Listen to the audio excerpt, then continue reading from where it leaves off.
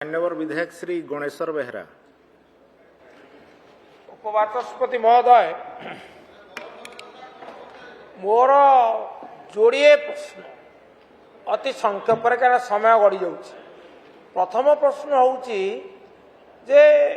यही जो सब मूल्यवान खनिज पदार्थ मान अच्छी लघु खनिज पदार्थ अच्छी तार वैल्यू एडिशन आपण की पदक्षेप ना चिंता कर। एवं मोर द्वितीय प्रश्नटी है जे बेसरकारी उद्योग रे कुटीर शिल्प को प्रोत्साहन देवाई यही सब खनिज पदार्थर सुविनियोग पाई आपण विचार करिवे की, अर्थात प्रोत्साहन सह विचार करिवे की। धन्यवाद।